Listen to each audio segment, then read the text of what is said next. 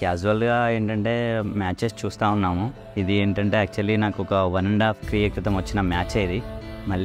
మళ్ళీ రిపీట్గా ఇదే మ్యాచ్ అయిపోయింది. మేబీ ఇది డెస్టినీ అనుకుంటా.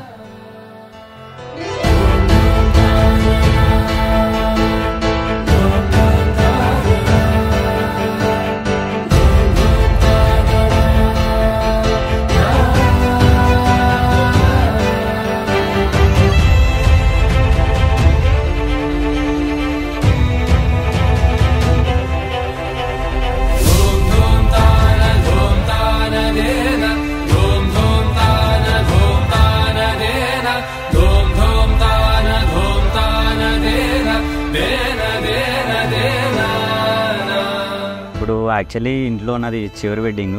అందరూ చాలా ఈగర్గా వెయిట్ చేస్తున్నారు. మళ్ళీ ఇంకోటి ఏంటంటే అన్నయ్య వెడ్డింగ్ కూడా మేము అనుకున్న రేంజ్లో చేయలేకపోయినాం. బికాజ్ అప్పుడు కొంచెం డాడీ హెల్త్ ఇష్యూ వల్ల చేయలేకపోయినాం. ఇప్పుడైతే అన్నీ బాగా చేస్తున్నాము.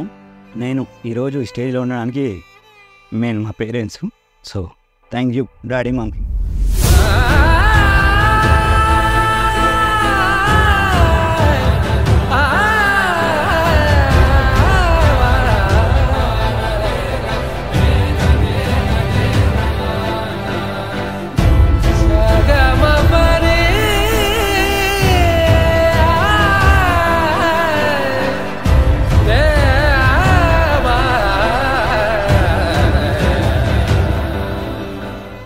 బెస్ట్ మూమెంట్ ఏంటంటే లాస్ట్ 3-4 days బ్యాకే తను ఫోన్ చేసి కంపల్సరీ కలవాలనిపిస్తుంది అంటే మా పనిలో చాలా బిజీగా ఉండి అయినా తన కోసం టైం తీసుకొని ఓన్లీ 15 minutes కలిసి రావడం జరిగింది.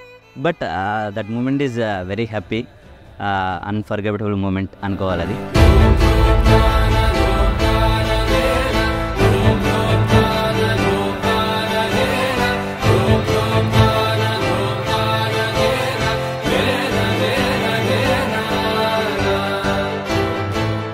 సిక్స్ ఇయర్స్ అంటే అప్పుడు కొంచెం లేట్గా పోయేటారు కదా స్కూల్కి. పంపిస్తుండే అమ్మ. పంపిస్తే తమ్ముడు ఏం చేస్తుండే అంటే స్కూల్ వరకు వెళ్ళకుండా ఇక్కడ పక్కన సందిలో కూర్చుంటుండే. అది ఫుల్ మెమరీ. కరెక్ట్ టైంకి పిల్లలందరూ వచ్చేటప్పుడు 12కి అట్లా ఇంటికి వచ్చేస్తుండే వాళ్ళతో కలిసేసి. తర్వాత ఒక 2-3 times మేము చూసినాం ఇంటి నుంచి వెళ్ళంగానే ఏడుస్తుండే. మరి నిజంగానే స్కూల్కి పోతున్నాడా పోతలేడా బాగా గుర్తుండదు. తర్వాత కోసేపు అయిన తర్వాత ఆ సందిలో ఉంటుండే. ఇక వాడికి ఏదో ఆట ఆటి చేసేస్తుండే. ఒకసారి మా కంట్లో పడ్డాడు. అప్పటి నుంచి డైరెక్ట్ స్కూల్లో దిగబెట్టడమే. ఇక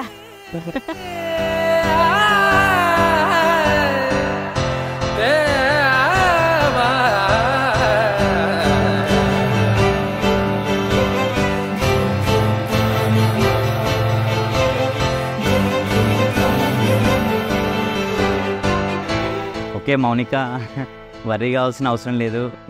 నీకు తోడుగా నాతో పాటు ఫ్యామిలీ కూడా నీకు తోడుగా ఉంటుంది. నువ్వు భయపడాల్సిన అవసరం లేదు. ఫ్యామిలీ కూడా నువ్వు బాగా నచ్చావు. సో కాబట్టి మీ ఇంట్లో ఉన్నలాగే ఇక్కడ ఉంటుంది. ఎన్విరాన్మెంట్ చేంజ్ అవుతుంది అనే భయం అవసరం లేదు. నీకు తోడుగా అందరు ఉంటారు.